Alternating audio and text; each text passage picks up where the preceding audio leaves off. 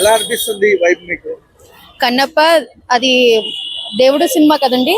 And not only that, Prabhas కి youth లో మంచి లైక్ క్రేజ్ ఉంది కదా. అండ్ విష్ణు కూడా తను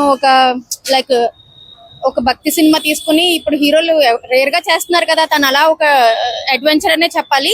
సో తను అసలు ట్రోల్ చేయొద్దు.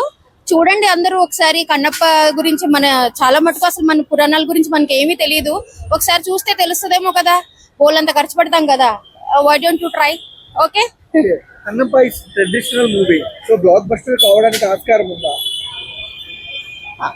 ఉంటది ఛాన్స్ డెఫినెట్ గా. ప్రభాస్ గారిని చాలా క్యారెక్టర్ లో చూసాను, రుద్ర క్యారెక్టర్ లో చూడబోతున్నాం. సో ఎలా అనిపిస్తుంది మేడం మీకు?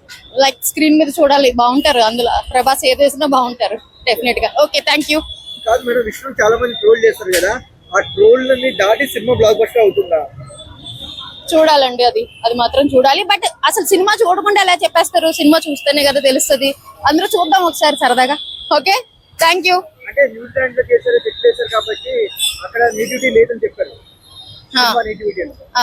అండ్ సినిమా నేటివిటీ అదొకటి. తర్వాత ఇప్పుడు విష్ణు గురించి ఏమి తను స్పెషల్ గా తన హీరోయిజం ఏం ఫోకస్ చేసుకోవట్లేదు కదా.